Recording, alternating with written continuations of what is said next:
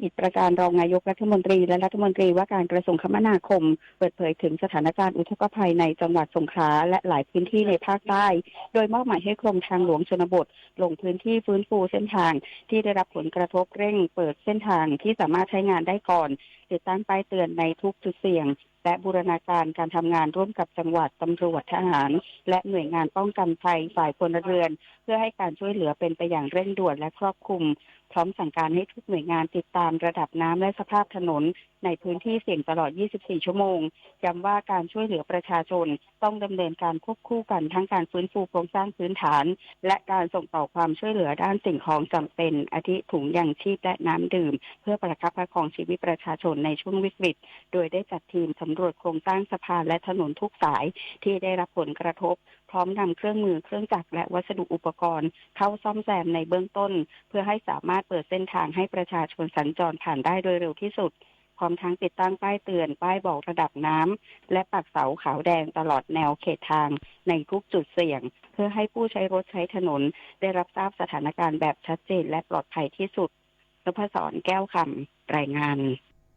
การประปาส่วนภูมิภาคฟื้นฟูระบบประปาที่ได้รับผลกระทบจากวิกฤตอุทกภัยในพื้นที่จังหวัดสงขลาในส่วนที่จำเป็นเร่งด่วนได้สำเร็จปัจจุบันจ่ายน้ำให้บริการประชาชนแล้ว 100%นายจักรพงศ์คำจันทร์ผู้ว่าการประปาส่วนภูมิภาคหรือกปภ.เปิดเผยว่ากปภ.สามารถฟื้นฟูระบบประปาที่ได้รับผลกระทบจากวิกฤตอุทกภัยในพื้นที่จังหวัดสงขลาในส่วนที่จำเป็นเร่งด่วนได้สำเร็จด้วยการระดมทีมช่างผู้เชี่ยวชาญกปภ.ทั่วประเทศพร้อมอุปกรณ์เครื่องมือและเครื่องจักรทำให้ปัจจุบันสามารถผลิตและส่งจ่ายน้ำประปาให้บริการประชาชนได้แล้ว 100% ในพื้นที่กปภ.สาขาหาดใหญ่และกปภ.สาขาสงขลาแต่ยังมีอุปกรณ์ประปาที่เสียหายรวมทั้งท่อประปาแตกรั่วจำนวนมากซึ่งกปภ.จะเร่งซ่อมแซมเพื่อให้บริการประชาชนอย่างเต็มประสิทธิภาพตามปกติโดยเร็วที่สุดนอกจากนี้กปภ.ได้จัดส่งทีมเจ้าหน้าที่ลงพื้นที่ให้บริการตรวจสอบมาตรวัดน้ำซ่อมแซมระบบประปาในบ้านเพื่อดูแลประชาชนจนกว่าสถานการณ์จะกลับเข้าสู่ภาวะปกติจุฑามาศรักษาพันธ์รายงานจบข่าวชลธรจัญญาอ่านรับฟังข่าวครั้งต่อไปเวลา 17:00 น.ครับติดตามข่าวที่นำเสนอไปแล้วได้ที่ www.thainews.prd.go.th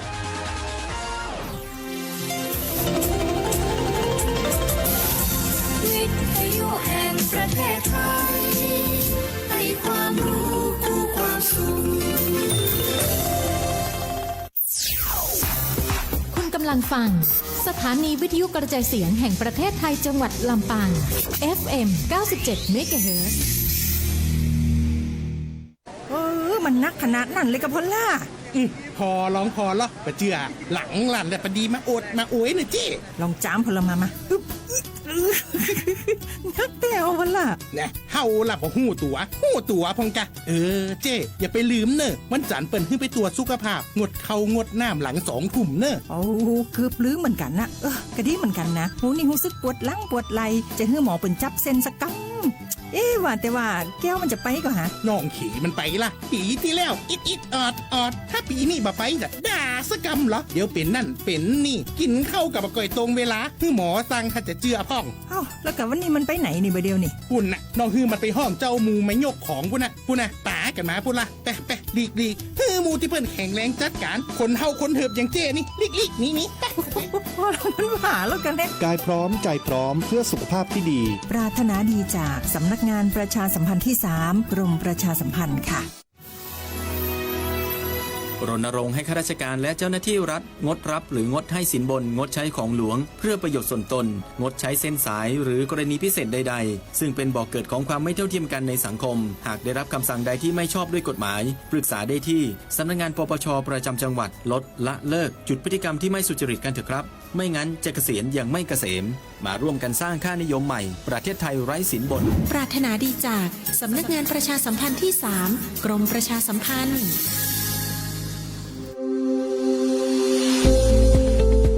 หลากหลายข้อมูลข่าวสารจากรัฐจัดเต็มข่าวเด่นในพื้นที่เมืองเหนือเวลาดี 4 โมงแรงในรายการอู้ข่าวเจ้าเหนือต่างสถานีวิทยุแห่งประเทศไทยภาคเหนือตอนบน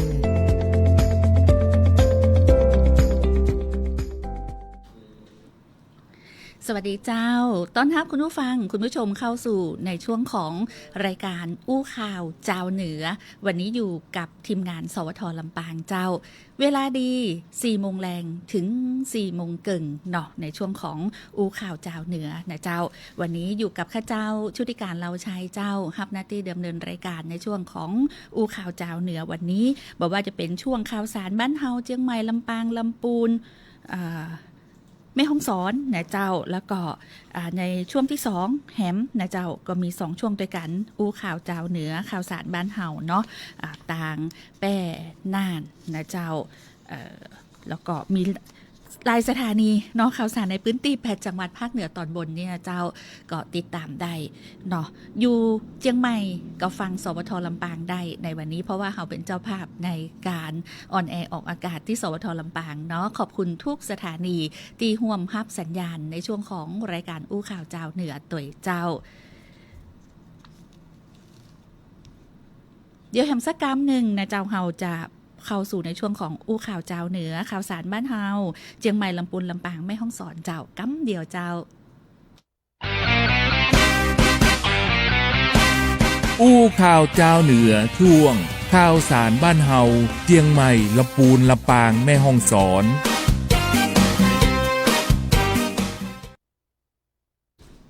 มาตี้ช่วงข่าวสารบ้านเฮานะเจ้าเชียงใหม่ลำพูนลำปางแม่ฮ่องสอนเริ่มที่ลำปางก่อนเลยวันนี้นะเจ้าต่างท่านรองนายกรัฐมนตรีร้อยเอกธรรมนัสพรหมเผ่านะเจ้าและรัฐมนตรีว่าการกระทรวงเกษตรและสหกรณ์ลงพื้นที่จังหวัดลำปางเจ้าเพื่อติดตามความก้าวหน้าในโครงการพัฒนาแหล่งน้ำและการก่อสร้างประตูระบายน้ำแม่วังบ้านเหล่าที่ส่วนสาธารณะเมืองเถินตำบลล้อมแรดอำเภอเถินจังหวัดลำปางเจ้าแล้วก็ได้มีการพบปะพี่น้องประชาชนผู้นำชุมชนเพื่อติดตามปัญหาการขุดลอกแม่น้ำวังและงานป้องกันตลิ่งตลอดจนงานพัฒนาแหล่งน้ำในพื้นที่อำเภอแม่พลิกจังหวัดลำปางโดยและก็อำเภอใกล้เคียงนะเจ้าที่สำนักงานเทศบาลตำบลแม่ปุอำเภอแม่พลิกจังหวัดลำปางวันนี้ทางด้านรองนายกรัฐมนตรีร้อยเอกธรรมนัสพรหมเผ่าเนี่ยลงพื้นที่อำเภอตางตอนใต้ของจังหวัดลำปางเจ้าเถินแม่พลิก2อำเภอนี้ซึ่งเมื่อช่วงเช้าที่ผ่านมานะเจ้าร้อยเอกธรรมนัสพรหมเผ่ารองนายกรัฐมนตรีและรัฐมนตรีว่าการกระทรวงเกษตรและสหกรณ์พร้อมคณะลงพื้นที่ตรวจราชการที่สวนสาธารณะเมืองเถินตำบลล้อมแรดอำเภอเถินจังหวัดลำปางเจ้าติดตามความก้าวหน้าโครงการแหล่งน้ำพบปะพี่น้องเกษตรกรในพื้นที่โดยมีนายกฤษณะพินิจรองผู้ว่าราชการจังหวัดลำปางคือการตอนฮับนะเจ้าพร้อมฮับฟังบรรยายสรุปแผนพัฒนาแหล่งน้ำและการก่อสร้างประตูระบายน้ำแม่วังบ้านเหล่าจากผู้แทนกรมชลประทานซึ่งถือว่าเป็นโครงการสำคัญในการบริหารจัดการน้ำเพื่อการเกษตรในพื้นที่รองนายกรัฐมนตรีและรัฐมนตรีว่าการกระทรวงเกษตรและสหกรณ์ก็ได้กำชับให้หน่วยงานที่เกี่ยวข้องเร่งดำเนินงานให้เป็นไปตามแผนที่กำหนดไว้เพื่อให้พี่น้องเกษตรกรพี่น้องประชาชนในพื้นที่ตำบลล้อมแรดและพื้นที่ใกล้เคียงได้รับประโยชน์จากการใช้น้ำเพื่อการอุปโภคบริโภคและการเกษตรคือบ่อยที่สุดนะเจ้าพร้อมกับมอบนโยบายติดตามความคืบหน้าโครงการเพื่อให้ดำเนินงานเป็นไปตามเป้าหมายแล้วก็แก้ไขปัญหาเรื่องน้ำให้กับพี่น้องประชาชนเนี่ยได้อย่างมีประสิทธิภาพเจ้าหลังจากนั้นนะเจ้าก็ได้มอบความช่วยเหลือและปัจจัยการผลิตคือแก่เกษตรกรพร้อมเยี่ยมชมนิทรรศการผลการดำเนินงานตามนโยบายสำคัญของหน่วยงานในสังกัดกระทรวงเกษตรและสหกรณ์จังหวัดลำปางพบปะอูจ๋ากับพี่น้องเกษตรกรที่มารอให้การต้อนรับอย่างอบอุ่นนักขนาดเลยนะเจ้าที่สวนสาธารณะเมืองเถินสำหรับโครงการประตูระบายน้ำแม่น้ำวังบ้านเหล่า นะเจ้าเป็นการก่อสร้างประตูระบายกั้นแม่น้ำวังที่มีอาคารเป็นอาคารคอนกรีตเสริมเหล็กควบคุมด้วยบานประตูระบายเหล็กตรงจำนวน8บานหากก่อสร้างแล้วเสร็จตามแผนงานเนี่ยสามารถกักเก็บน้ำจากลำน้ำวังได้จำนวน 4.41 ล้านลูกบาศก์เมตรมีพื้นที่ที่ได้รับประโยชน์ 25,000 ไร่นะเจ้าแล้วก็สนับสนุนพื้นที่ชลประทานของสถานีสูบน้ำด้วยไฟฟ้าเดิมตามลำน้ำวัง5สถานีคือประมาณ 5,800 ไร่สถานีสูบน้ำดิบการประปาส่วนภูมิภาคสาขาเถินแล้วก็เป็นแหล่งน้ำต้นทุนอุปโภคบริโภคการประมงการปศุสัตว์สนับสนุนประเพณีท้องถิ่นส่งเสริมการท่องเที่ยวแล้วก็ด้านอื่นๆตัวซึ่งก็ช่วยสามารถยกระดับคุณภาพชีวิตของพี่น้องประชาชนในพื้นที่ให้ดีขึ้นต่อไปนะเจ้าซึ่งหลังจากนั้นนะเจ้าที่สวนสาธารณะเมืองเถินแล้วต่างท่านรองนายกรัฐมนตรีนะเจ้าก็ได้ลงพื้นที่ติดตามสถานการณ์น้ำและก็เร่งรัดโครงการพัฒนาแหล่งน้ำในพื้นที่อำเภอแม่พริกตัวนะเจ้าก็หวังว่าจะบรรเทาความเดือดร้อนของพี่น้องประชาชนที่เจอกับปัญหาน้ำแล้งน้ำท่วมที่สำนักงานเทศบาลตำบลแม่ปุอำเภอแม่พริกจังหวัดลำปางโดยมีนายกฤษณะพินิจรองผู้ว่าราชการจังหวัดลำปางนำคณะฮือการตอนฮับนะเจ้าซึ่งต่างด้านนายกองตรีปิยวุฒิพิทักษ์บริบาลในอำเภอแม่พริกก็ได้กล่าวว่าโครงการแนวป้องกันตลิ่งพังประเดี๋ยวนี้ดำเนินการแล้วเสร็จนะเจ้าปัญหาโดยตรงจากพี่น้องประชาชนเกี่ยวกับการขุดลอกแม่น้ำวังปัญหาที่เกี่ยวกับการวางแนวป้องกันเนาะเรื่องของการพัฒนาแหล่งน้ำในพื้นที่อำเภอแม่พริกเนี่ยก็ถือว่าครบวงจรนะเจ้าสถานการณ์น้ำหรือว่าแผนการดำเนินงานในพื้นที่เนี่ยก็เป็นไปตามแผนเนาะรวมทั้งก็ได้มีการพบปะอุจากับพี่น้องประชาชนผู้นำท้องถิ่นรับฟังปัญหาความเดือดร้อนของพี่น้องประชาชนในพื้นที่นะเจ้าแล้วก็ได้มีการรับฟังปัญหาความเดือดร้อนในพื้นที่โดยตรงอันนี้คือข้อดีของการลงพื้นที่ของต่าง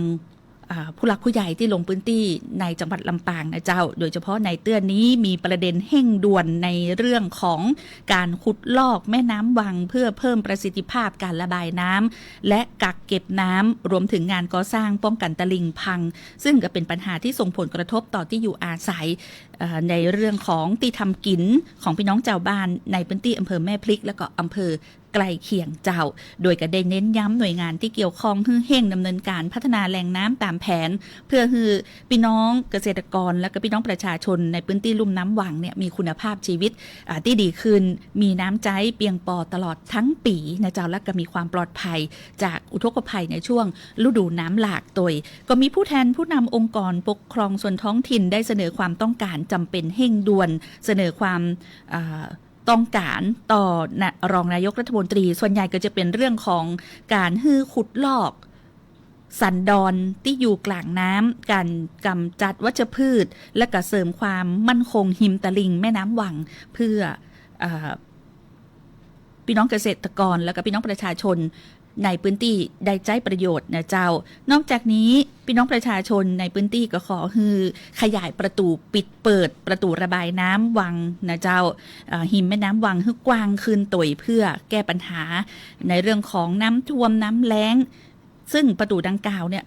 เดิมเนี่ยแคบนะเจ้าแคบมากแล้วก็มีปัญหาในเรื่องของจ้องต่างเดินของน้ำต่อยเนาะก็ได้มีการเสนอปัญหาพื้นที่จุ่มน้ำหนองแคมหลวงซึ่งมีวัชพืชเต็มพื้นที่นะเจ้าโดยรองนายกรัฐมนตรีก็ได้สั่งการให้ต่างกรมทรัพยากรน้ำเจ้าประสานกันระหว่างต่างกรมชลประทานกรมทรัพยากรธรณีกรมทรัพยากรน้ำนำเครื่องจักรไปขุดลอกเจ้าหลังจากนั้นต่างรองนายกรัฐมนตรีและรัฐมนตรีว่าการกระทรวงเกษตรและสหกรณ์ก็ได้ลงพื้นที่เพื่อติดตามและก็วางแผนแก้ปัญหาตุยนะเจ้าอันนี้ก็เป็นการลงพื้นที่ของรองนายกรัฐมนตรีร้อยเอกธรรมนัสพรหมเผ่าและรัฐมนตรีว่าการกระทรวงเกษตรและสหกรณ์ในพื้นที่อำเภอเถินและอำเภอแม่พริกเจ้าจากลำปางไปเชียงใหม่เจ้าต่างเชียงใหม่เจ้าจิตอาสาพระราชทานร่วมจิต จัดกิจกรรมเนื่องในวันป้อแห่งชาติเจ้าพระสงฆ์นิกรชาวเชียงใหม่ร่วมกันจัดกิจกรรมเนื่องในวันคล้ายวันพระบรมราชสมภพพระบาท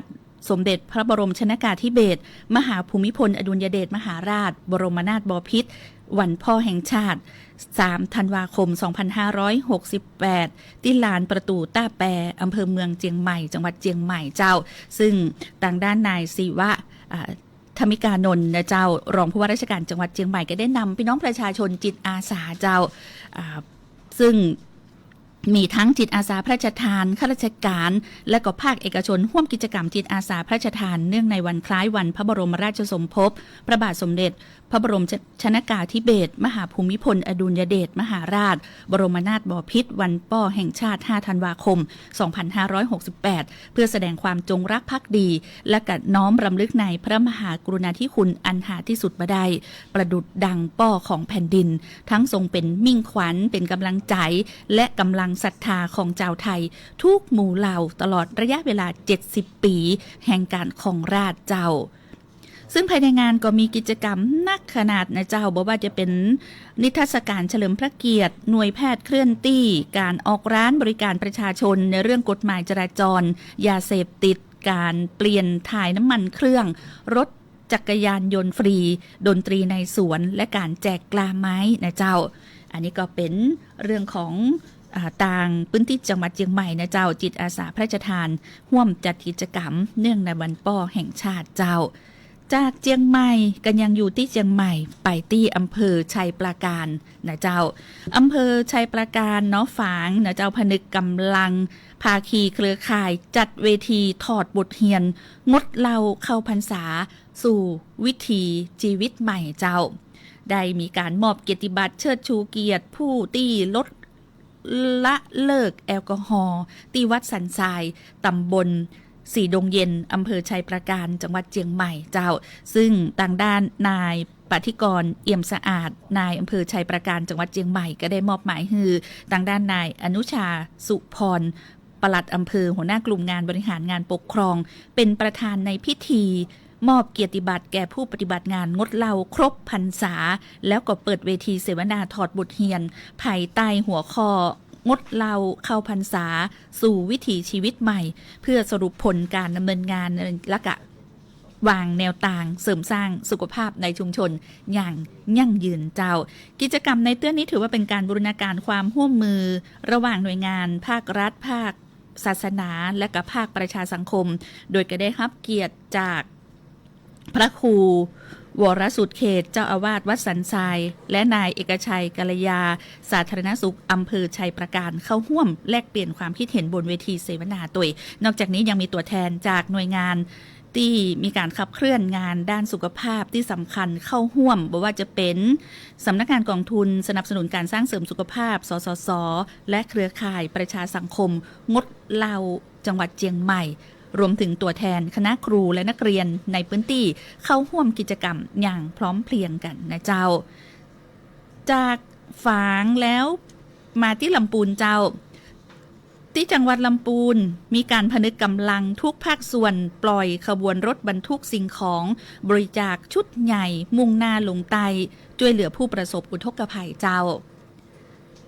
ที่ศูนย์บริจาคช่วยเหลือผู้ประสบอุทกภัยในพื้นที่ภาคใต้บริเวณหน้าหอประชุมสารกลางจังหวัดลำพูนนำโดยนายโยธินประสงค์ความดีรองผู้ว่าราชการจังหวัดลำพูนเป็นประธานในพิธีปล่อยขบวนรถบรรทุกสิ่งของบริจาคเพื่อนำไปช่วยเหลือผู้ประสบอุทกภัยในพื้นที่จังหวัดภาคใต้โดยมีทางด้านนายปรีชาสมชัยปลัด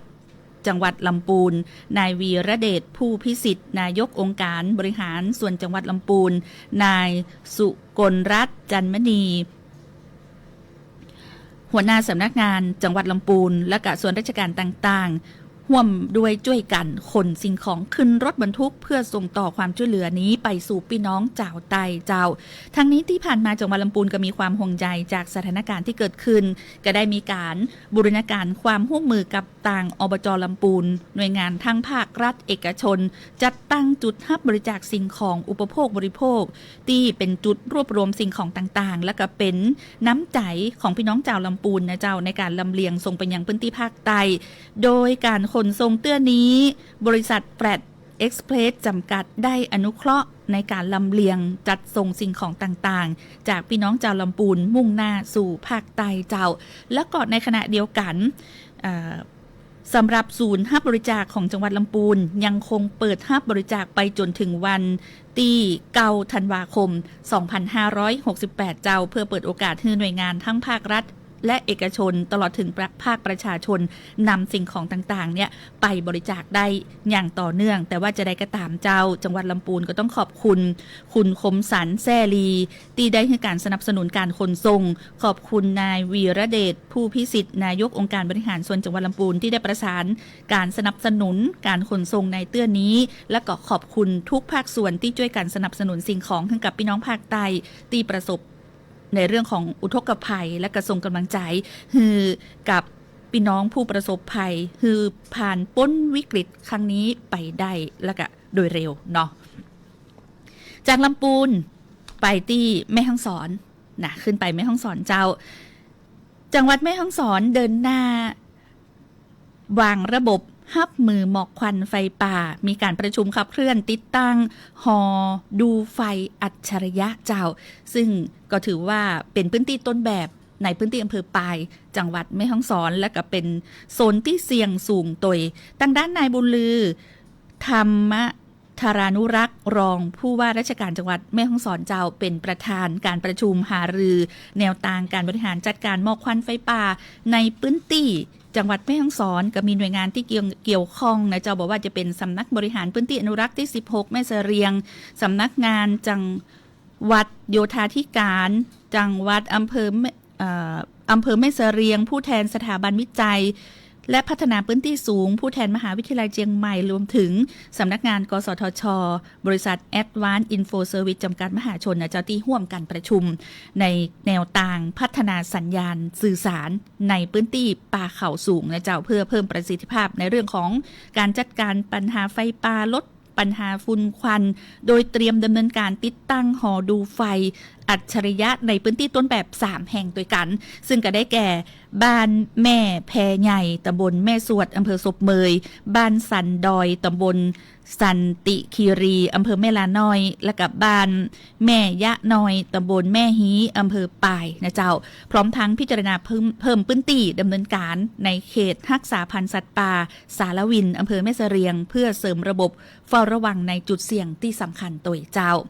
จากแม่ฮ่องสอนก็ยังอยู่แม่ฮ่องสอนไปที่แม่เสรียงกันต่อเจ้าแม่เสรียงโรงเรียนบ้านแม่เงาอำเภอศพเมยกวาดเหรียญทองกู้ส่วนถาดเฮียนรวม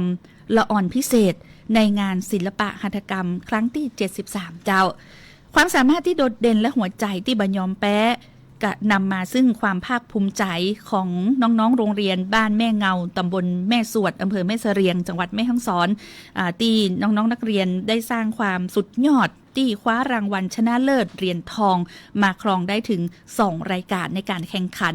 การจัดส่วนถาดเรียน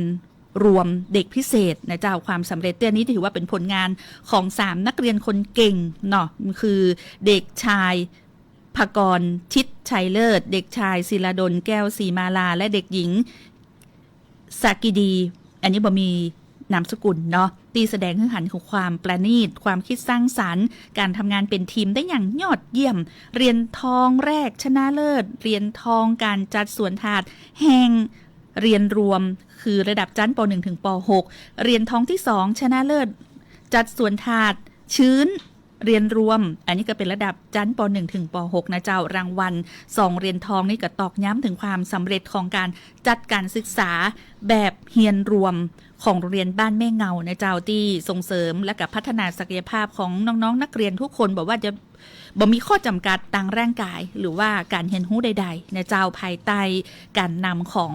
นางวรรณภากุลนาผู้อำนวยการโรงเรียนบ้านแม่เงานะเจ้าและกับคุณครูผู้กำกับฝึกสอนนายพานุวัฒน์ชื่นดวงนายธีรพงษ์ปัญญานะเจ้าก็ส่งผลให้น้องๆนักเรียนเนี่ยได้แสดงออกเนาะอันนี้ก็เป็นความน่ายินดีเดี๋ยวพักกันสักกรรมนะเจ้าเดี๋ยวเราจะมาติดตามในช่วงของข่าวสารบ้านเฮาเจียงไฮ้พะเยาแป้น่านกันต่อเจ้า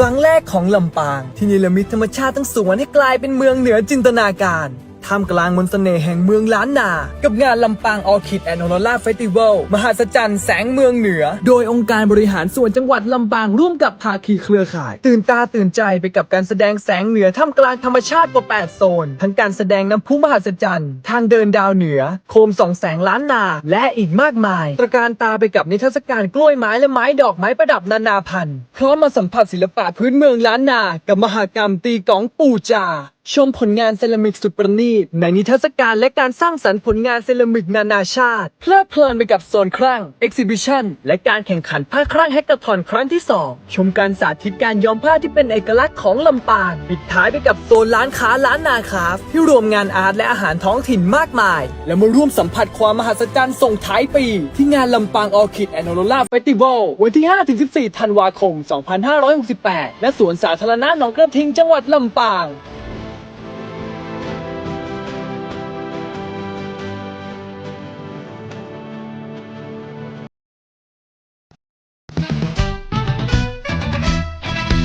อู้ข่าวเจ้าเหนือช่วงข่าวสารบ้านเฮาเจียงไฮ้พะเยาแป่น่านเจ้ามาติดตามกันต่อข่าวสารบ้านเฮาเจียงไฮ้พะเยาแป่น่านนะเจ้าไปที่เจียงไฮ้กันก่อนเจ้าเจียงไฮ้เปิดฉากอย่างยิ่งใหญ่กับเทศกาลสีสันแห่งดอยตุงครั้งที่12เจ้า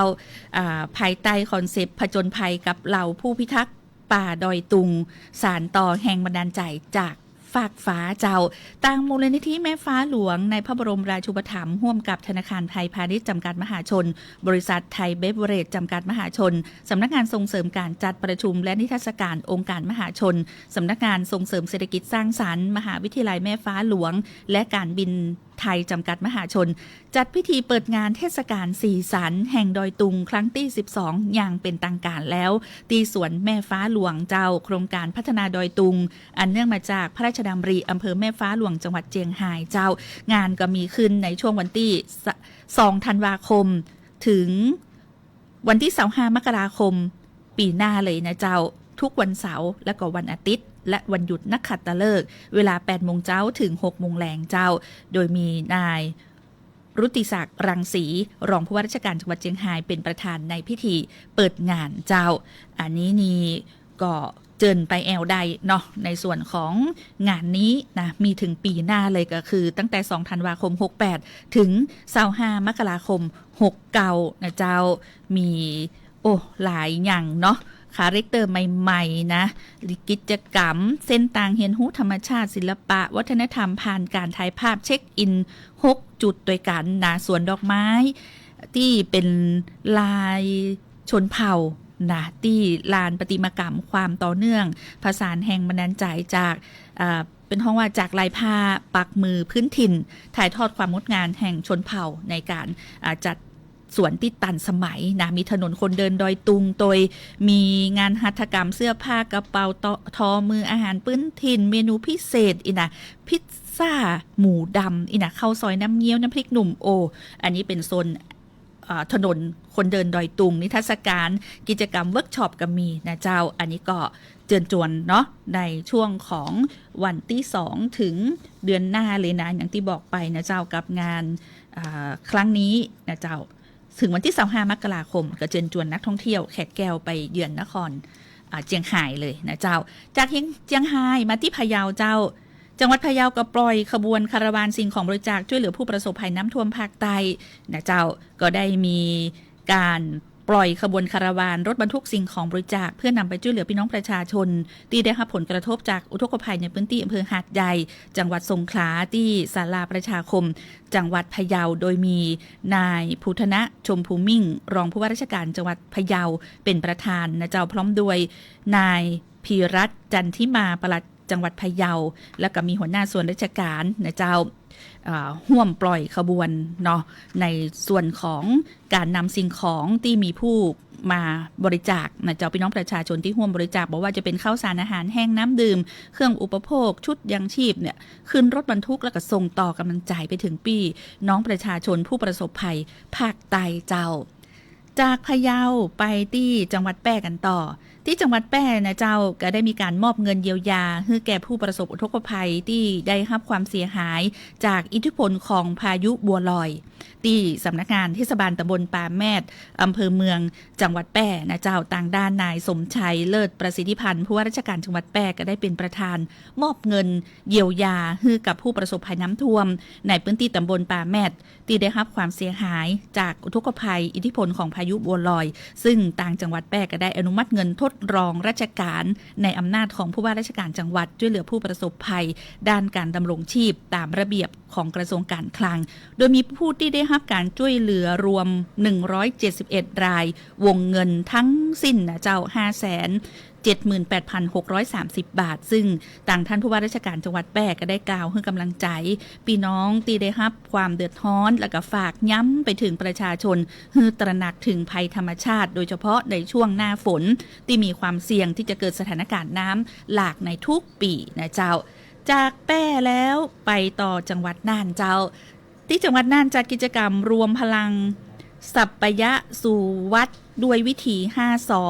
Big Cleaning Day วัดภูมินทร์ถวายเป็นพระราชกุศลเจ้าเนื่องในวันคล้ายวันพระบรมราชสมภพวันชาติและวันป้อแห่งชาติ5 ธันวาคม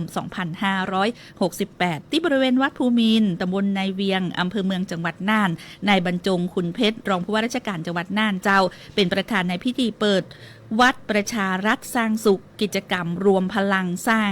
สัปปยะสู่วัดด้วยวิธี5 สอ Big Cleaning Day เพื่อถวายเป็นพระราชกุศลแด่พระบาทสมเด็จพระบรมชนกาธิเบศรมหาภูมิพลอดุลยเดชมหาราชบรมนาถบพิตรเนื่องในวันคล้ายวันพระบรมราชสมภพวันชาติและวันป้อแห่งชาติ5 ธันวาคม 2568เจ้าและนี่ก็คืออู้ข่าวเจ้าเหนือในวันนี้กับทีมงานสวทลำปางนะเจ้าทักทายคุณผู้ฟังคุณผู้ชมขอบคุณนะเจ้าที่เข้ามาติดตามคุณสันโนชัยวงศ์อเม้งเมืองรถม้าสวัสดีเจ้าคุณสง่าลุ่มน้ำวังติดตามอยู่ครับขอบคุณเจ้าสาวงามน้องนุ้ยน้องยุ้ยนะเจ้าติดตามเจ้านะเจ้าคุณประภัยสวัสดีเจ้าดีเจคนงามฟังจากบ้านจอมปิงอำเภอกอคาชัดเจนนี่เจ้าขอบคุณเจ้าคุณแสงจันทร์ว่างมูลติดตามเจ้าสวทแม่ฮ่องสอนเสียงภาพชัดเจนดีค่ะขอบคุณเจ้าขอบคุณจัดนักเนาะขอบคุณทุกท่านที่มาให้กำลังใจขอบคุณไปยังสถานีที่รับสัญญาณของเฮาตยในส่วนของ8จังหวัดภาคเหนือบอกว่าจะเป็นสวทเชียงใหม่เชียงรายลำพูนพะเยาแพร่น่านแม่ฮ่องสอนแม่เสรียงนะเจ้าแล้วก็ในช่วงต่อไปนะเจ้าขอเชิญติดตามรายการพิเศษใต้ร่มพระบารมีพระพันปีหลวงติดตามสวทนครศรีธรรมราชสปท6ในวันนี้ในช่วงของอู้ข่าวเจ้าเหนือลาไปก่อนสวัสดีเจ้าติดตามรับฟังรายการอู้ข่าวเจ้าเหนือได้ทุกวันจันทร์ถึงวันศุกร์เวลาดี 4 โมงแรงทางสวทลำปาง FM 97 เมกะเฮิรตซ์สวทลำพูน FM 95 เมกะเฮิรตซ์สวทพะเยา FM 95.25 เมกะเฮิรตซ์สวทแพร่ FM 91 เมกะเฮิรตซ์สวทน่าน FM 94.75 เมกะเฮิรตซ์สวทเชียงใหม่ FM 98 เมกะเฮิรตซ์และ AM 639 กิโลเฮิรตซ์สวทฝาง FM 89.25 เมกะเฮิรตซ์สวทเจียงไฮ้ FM 95.75 เมกะเฮิรตซ์สวทแม่ฮ่องสอน FM 104 เมกะเฮิรตซ์สวทแม่เสรียง FM 90.5 เมกะเฮิรตซ์และสวทเพื่อการเรียนรู้และเตือนภัยภาคเหนือ AM 549 กิโลเฮิรตซ์และเพจ Facebook ของแต่ละสถานีเนอร์ครับไปกัน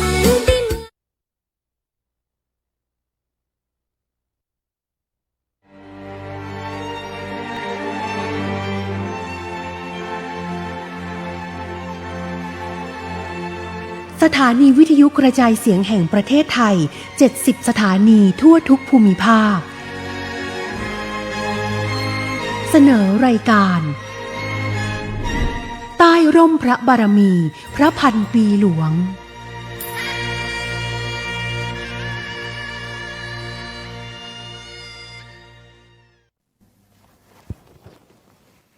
สวัสดีค่ะ ขอนำทุกท่านเข้าสู่รายการใต้ร่มพระบารมีพระพันปีหลวงออกอากาศทุกวันจันทร์ถึงวันศุกร์ในช่วงเวลา 16:30 น.ถึง 17:00 น.ทางสถานีวิทยุกระจายเสียงแห่งประเทศไทย 70 สถานีของกรมประชาสัมพันธ์วันนี้พบกับดิฉันปัทมดีเจิมสิริขอนำท่านผู้ชมท่านฟังทุกท่านร่วมย้อนรำลึกถึงเมื่อครั้งพระบาทสมเด็จพระบรมชนกาธิเบศรมหาภูมิพลอดุลยเดชมหาราชบรมนาถบพิตรและสมเด็จพระนางเจ้าสิริกิติ์พระบรมราชินีนาถพระบรมราชชนนีพันปีหลวงเสด็จประพาสณอำเภอทุ่งสงจังหวัดนครศรีธรรมราชยังความปราบปลื้มปิติแก่ประสบนิกรในพื้นที่เป็นอย่างยิ่งขอนำทุกท่านเข้าสู่ช่วงภาพเก่าเล่าเรื่อง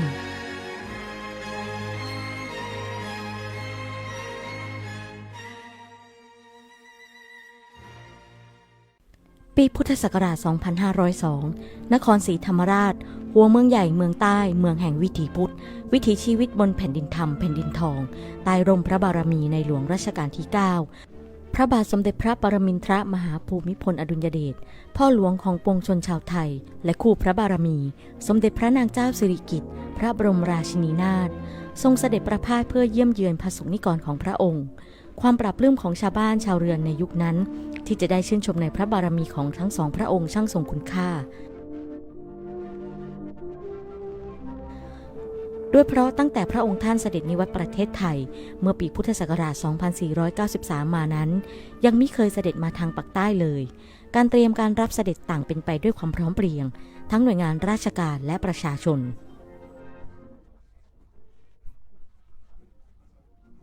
ทรงเสด็จโดยรถยนต์พระที่นั่งมายังอำเภอทุ่งสงโดยทรงเสด็จผ่านมาทางตำบลกระปางมีการจัดสร้างซุ้มรับเสด็จอย่างสวยงามคณะผู้ว่าราชการจังหวัดนำข้าราชบริพารและพระสงฆ์นิกรเฝ้ารับเสด็จพร้อมทั้งได้ถวายพระแสงประจำเมืองในอำเภอทุ่งสงนั้นมีราษฎรมาเฝ้ารับเสด็จเป็นจำนวนมากมีราษฎรเปล่งเสียงขึ้นมาว่าคิดถึงพระองค์มาหลายวันแล้วซึ่งคงหมายถึงได้รู้ข่าวว่าพระองค์ท่านจะเสด็จจึงเฝ้ารอวันรับเสด็จด้วยอย่างใจจดใจจ่อ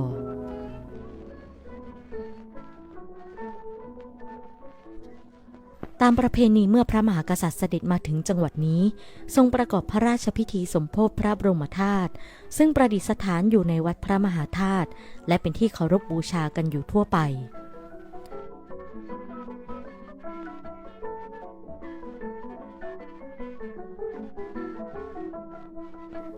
วัดพระมหาธาตุวรมหาวิหารเป็นวัดเก่าแก่ดั้งเดิมของจังหวัดนครศรีธรรมราชได้สร้างขึ้นประมาณพุทธศักราช 1,300 ถึง 1,700 ตามพุทธศาสนานิกายมหายานต่อมาได้ดัดแปลงเป็นหินยานแบบลังกาต่อมาได้นำพระทันตธาตุของพระพุทธเจ้ามาบรรจุไว้ในพระเจดีย์พระบรมธาตุ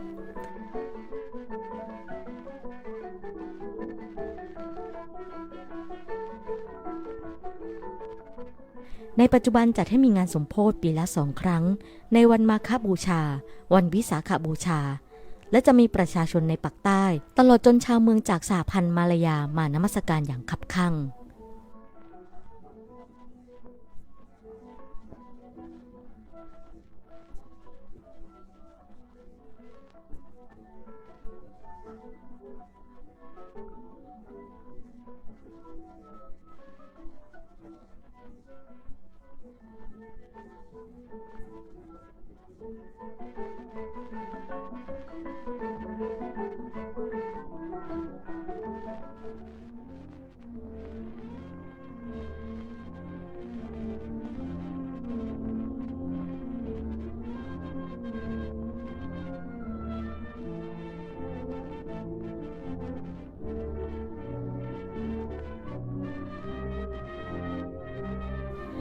ณ พระพลาที่ประทับหน้าศาลกลางจังหวัด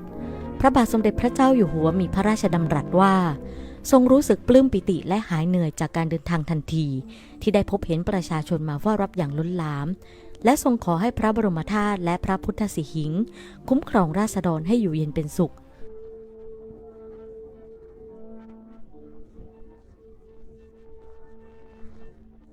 เมื่อเสด็จลงจากพระพลาผู้ว่าราชการจังหวัดและข้าราชการได้ทูลเกล้าทูลกระหม่อมถวายพระบรมธาตุจำลองอันเป็นสัญลักษณ์ของจังหวัด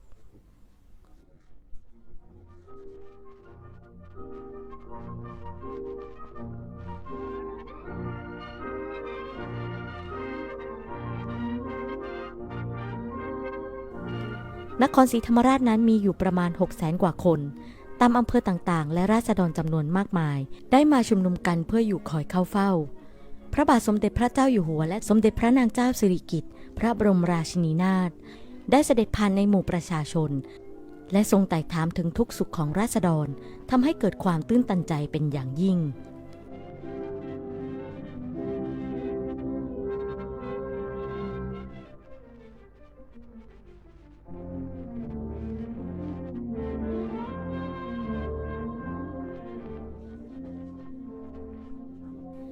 ในระหว่างการเสด็จในครั้งนี้เป็นระยะที่อหิวาตกโรคระบาดอยู่ทางใต้ดังนั้นจึงได้ทรงพระกรุณาโปรดเกล้าโปรดกระหม่อมให้มีการฉีดวัคซีนป้องกันแก่ประชาชนในทุกจังหวัดที่เสด็จผ่าน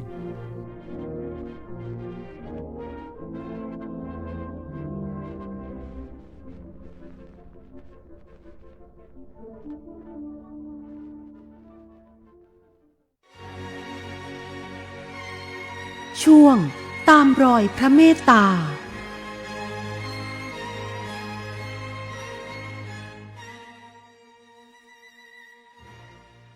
ช่วงตามรอยพระเมตตาขอนำเสนอพระราชกรณียกิจทรงคุณค่าและพระเมตตา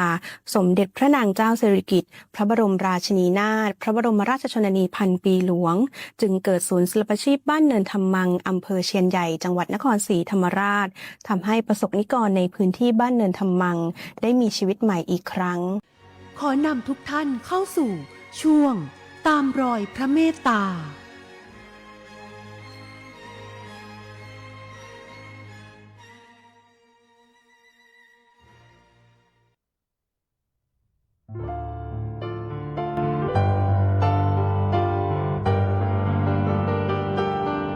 ปีที่แล้วน้ำท่วมมากไหมจ๊ะท่วมหลายวันไหมจ๊ะเป็นเดือนท่วมหลายวันนะข้าวมันทนไม่ได้ไม่ได้สารให้ตูดนะจ๊ะการไม่เป็นแต่ว่าท่านได้ละเจอต้อนได้จากพื้นที่ว่างในป่าพรุสู่ศูนย์ศิลปาชีพเนินธรรมังในพระราชดำริต่อลมหายใจของชุมชนศูนย์ศิลปาชีพบ้านเนินธรรมังอำเภอเชียนใหญ่จังหวัดนครศรีธรรมราชจัดตั้งขึ้นตามพระราชดำริของสมเด็จพระนางเจ้าสิริกิติ์พระบรมราชินีนาถเกิดขึ้นภายหลังจากที่สมเด็จพระนางเจ้าสิริกิติ์พระบรมราชินีนาถได้ทรงเสด็จเยี่ยมราษฎรในพื้นที่บ้านเนินธรรมังเมื่อวันที่ 7 ตุลาคม พุทธศักราช 2536 และทรงรับทราบถึงปัญหาความทุกข์ยากของราษฎรในพื้นที่ซึ่งมีฐานะยากจนประกอบอาชีพหลักคือการทำนาผลผลิตที่ได้รับอยู่ในเกณฑ์ต่ำทำให้หัวหน้าครอบครัวต้องออกไปหางานทำต่างถิ่นเหลือแต่แม่บ้านเด็กคนชราพระองค์จึงได้ทรงพระราชทานพระราชทรัพย์ส่วนพระองค์ในการก่อสร้างศาลาศิลปาชีพขึ้นเพื่อช่วยเหลือราษฎรให้สามารถประกอบอาชีพได้โดยทรงส่งเสริมงานด้านศิลปาชีพให้แก่ราษฎรในพื้นที่และหมู่บ้านใกล้เคียงทรงรับสมัครราษฎรที่สมัครใจเข้าเป็นสมาชิกศิลปาชีพเพื่อส่งเสริมให้มีอาชีพเสริมจะได้มีรายได้มาเลี้ยงดูครอบครัวเพิ่มขึ้นโดยเฉพาะสตรีและเยาวชนให้มีความรู้ด้านหัตถศิลป์เช่นการทอผ้าปักผ้าและแปรรูปกระจูดโดยเฉพาะผ้ายกเมืองนครเป็นงานศิลปะหัตถกรรมอันทรงคุณค่าสร้างชื่อเสียงให้เมืองนครศรีธรรมราชโดดเด่นด้านศิลปะวัฒนธรรมมาตั้งแต่อดีตความเชี่ยวชาญในฝีมือของช่างทอผ้าทั้งการออกแบบลวดลายและการทอยกแสดงเอกลักษณ์ที่ชัดเจนเป็นมรดกทางวัฒนธรรมแบบฉบับของช่างฝีมือชั้นสูงแห่งหนึ่งของไทยและเป็นที่รู้จักกันแพร่หลายจนคนทั่วไปติดปากว่าถ้าจะซื้อผ้าดีๆจะต้องหาซื้อผ้ายกเมืองนครเอามาไว้ในครอบครองนอกจากจะสร้างรายได้ให้แก่ครอบครัวและชุมชนแล้วศูนย์ศิลปาชีพบ้านเนินธรรมังยังเป็นแหล่งรวมใจของคนในท้องถิ่นที่ได้มีโอกาสรวมพลังสร้างสรรค์งานศิลป์ตามรอยเบื้องพระยุคลบาทของพระบาทสมเด็จพระเจ้าอยู่หัวและสมเด็จพระบรมราชชนนีพันปีหลวงผู้ทรงสืบสานรักษาและต่อยอดแนวทางแห่งเศรษฐกิจพอเพียงเมื่อครั้งที่พระองค์ได้เสด็จมาเยี่ยมในพ.ศ. 2536 ได้เห็นความยากลำบากของประชาชนที่นี่จึงได้มีโครงการศูนย์ศิลปาชีพบ้านเนินธรรมังขึ้นมาค่ะ ตอนนั้นพระองค์ได้ไปเห็นรูปของเสด็จยายได้นุ่งผ้าถุงพระองค์ก็เลยมีความรู้สึกว่ามันสวยงามมากก็เลยให้ทางของสวนจิตรลดาไปดูมาว่าเป็นผ้าถุงของที่ไหนแล้วปรากฏว่าเป็นผ้าถุงของนครศรีธรรมราชพระองค์จึงทรงโปรดให้ทางสวนจิตรลดามาหาทายาทผู้สืบทอดที่ทอผ้านั้นปรากฏว่าไม่มีทายาทสืบทอดซึ่งเป็นลายโบราณเมื่อประมาณ200 ปีที่แล้วไม่สามารถจับต้องได้แล้วก็ได้ส่งอาจารย์มาคัดลายแล้วก็เพื่อที่จะให้สมาชิกของบ้านนันทมังเป็นผู้สืบทอดทุกวันนี้ผลิตภัณฑ์จากศูนย์ศิลปาชีพบ้านเนินธรรมังไม่เพียงเป็นสินค้าคุณภาพที่สร้างชื่อเสียงให้จังหวัดนครศรีธรรมราชแต่ยังเป็นสัญลักษณ์ของความจงรักภักดี ความเพียรและความหวงแหนในแผ่นดินไทยโดยสำนึกในพระมหากรุณาธิคุณอันหาที่สุดมิได้ประสบนิกรบ้านเนินธรรมังต่างพร้อมใจสืบสารงานศิลปาชีพให้คงอยู่สืบไปเพื่อถวายเป็นราชสักการะแด่พระองค์ผู้ทรงเป็นแม่ของแผ่นดินช่วงสารต่อพระราชปณิธาน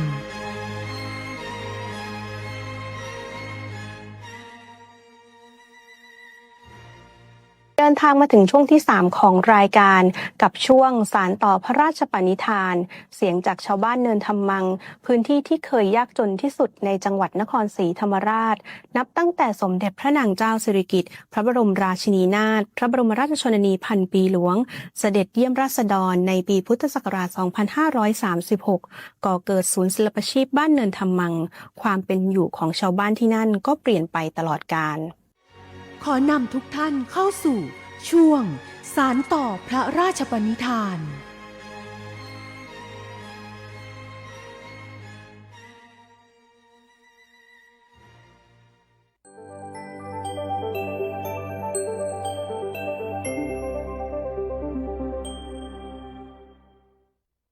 ก็คือหนังการ์ตูนก็เริ่มต้นมาว่าวันที่ 7 ตุลาคม 2536 สมเด็จพระพันปีหลวงท่านได้เสด็จเยี่ยมบ้านเนินธรรมังก็คือเมื่อก่อนก็สภาพความเป็นอยู่ของชุมชนค่อนข้างลำบากเพราะว่าจะเป็นเรื่องของถนนหนทางนะคะแล้วก็อาชีพในหมู่บ้านตอนนั้นยังไม่มีกลุ่มอาชีพนะคะคือชาวบ้านผู้หญิงผู้ชายกลุ่มสัตว์ก็ออกไปทำงานนอกบ้านก็เหลือแต่เด็กและก็ผู้สูงอายุที่อยู่กับบ้านก็พอพระองค์ท่านเสด็จมาเยี่ยมแล้วก็พระองค์ท่านทรงทราบถึงปัญหาในความลำบากค่อนข้างยากจนของชาวบ้านแล้วก็มี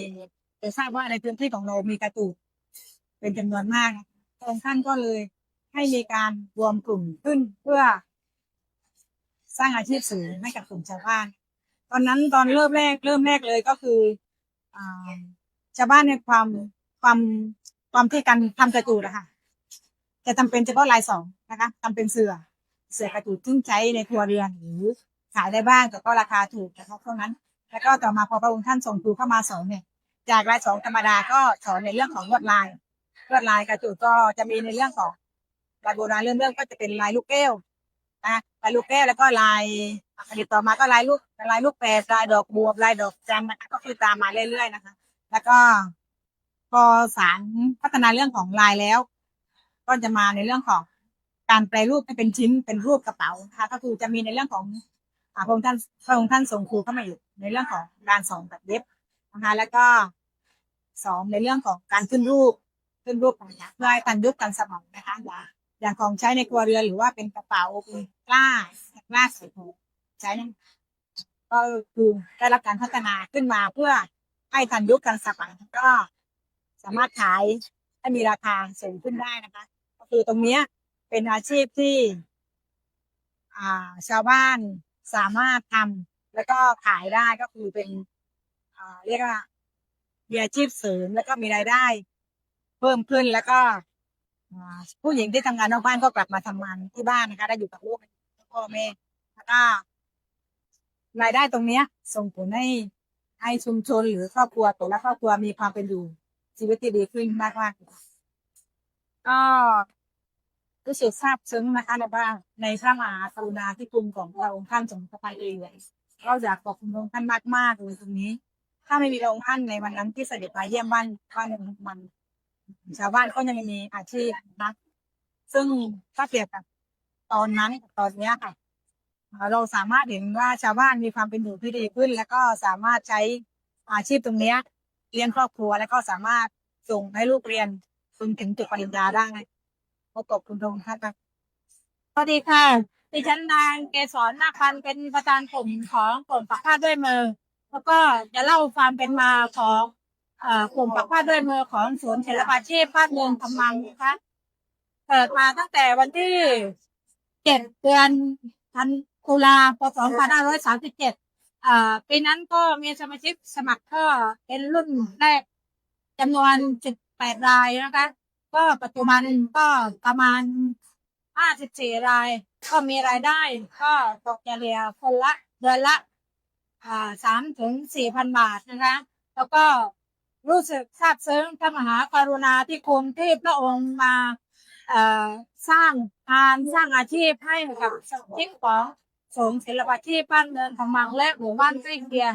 ตัวดิฉันเองก็ซาบซึ้งเป็นพระมหากรุณาธิคุณจากล้นพ้นหาที่สุดไม่ได้นะคะ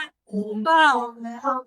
ตลอดไปถึงสมาชิกของกลุ่มผ้าทุกภาคด้วยนะคะรายได้ก็เพิ่มขึ้นเอาเวลาที่เรามาทำงานกลุ่มปักผ้าเอาเวลาที่ว่างกันถ้าว่างก็ได้มีงานเยอะถ้าไม่ว่างก็มีงานน้อยกันกลุ่มปักผ้าจะต่อยอดสอนรุ่นลูกรุ่นหลานให้สืบเรื่องต่อไปให้ฝึกสมาธิของสมาชิกแล้วก็รุ่นน้องให้ห่างไกลจากยาเสพติดค่ะสวัสดีค่ะดิฉันนางอารีล้านเพชรค่ะเป็นสมาชิกกลุ่มทอผ้าบ้านเนินทำมังตั้งแต่ปีพ.ศ. 2537พ.ศ. ทอผ้าพ่ายก่อนค่ะแล้วต่อมาพ.ศ. 2550พระองค์ทรงให้ทอผ้าไหมพื้นก่อนแล้วก็ทอผ้ายกทองต่อมาก็พ.ศ. 2559พระองค์ทรงให้ไปเป็นครูที่อ่างทองและสุรินทร์ค่ะกลับมาก็มีเงินเดือนตลอดทุกวันนี้มีเงินมีใช้ได้มีงานทำก็พระองค์ค่ะพระองค์พันปีหลวงอะค่ะดิฉันจะไม่ลืมพระองค์ทรงตรัสกับดิฉันว่าผ้าที่ทอสวยขยันนะดิฉันจะไม่ตลอดเลยค่ะจะไม่ลืมคำสองคำนี้เลยค่ะและจะสอนรุ่นน้องให้มีฝีมือดีตลอดค่ะเมื่อก่อนดิฉันทอเย็บผ้าอยู่ที่กรุงเทพค่ะดูทีวีถนนที่พระองค์เสด็จบอกเท่าแก่บอกว่าป้าเวงถนนเหมือนบ้านฉันเลยเพราะถนนขรุขระอะค่ะแล้วทีนี้ข่าวบอกว่าพระองค์ทรงเสด็จบ้านเนินทำมังดีใจมากเลยค่ะแล้ว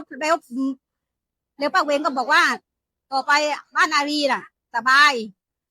ายจริงๆค่ะแม่ก็โทรไปบอกว่าให้มาทอผ้าที่นี่ค่ะทอผ้ามาตลอดตั้งแต่พ.ศ. 2537ค่ะไม่ไปไหนเลยมีทุกอย่าง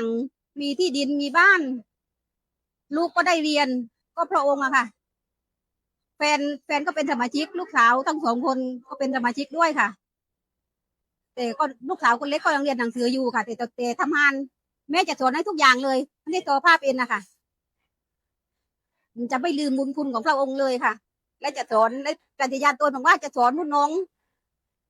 ให้มีฝีมือดีอะค่ะ ทั้งหมดนี้คือเรื่องราวของพระเมตตาและพระมหากรุณาธิคุณของพระบาทสมเด็จพระบรมชนกาธิเบศรมหาภูมิพลอดุลยเดชมหาราชบรมนาถบพิตรและสมเด็จพระนางเจ้าสิริกิติ์พระบรมราชินีนาถพระบรมราชชนนีพันปีหลวงที่มีต่อประสบนิกรชาวจังหวัดนครศรีธรรมราชซึ่งยังคงน้อมรำลึกในพระมหากรุณาธิคุณอันหาที่สุดมิได้ปิดท้ายรายการใต้ร่มพระบารมีพระพันปีหลวงด้วยข่าวสารเกี่ยวกับพระราชพิธีพระบรมศพกรุงเทพมหานครระดมกำลังอำนวยความสะดวกดูแลประชาชนเข้ากราบถวายบังคมพระบรมศพกรุงเทพมหานครได้จัดเจ้าหน้าที่และจิตอาสาร่วมกันปฏิบัติหน้าที่ดูแลความเรียบร้อยและอำนวยความสะดวกอย่างรอบด้านทั้งการจราจรการแพทย์ฉุกเฉินการรักษาความสะอาดและความปลอดภัยรวมถึงจัดเจ้าหน้าที่และอาสาสมัครประชาสัมพันธ์ให้คำแนะนำจุดบริการจุดพักคอยและเส้นทางเข้าออกอย่างเป็นระบบพร้อมบริการน้ำดื่มรถสุขาเคลื่อนที่และตู้สุขา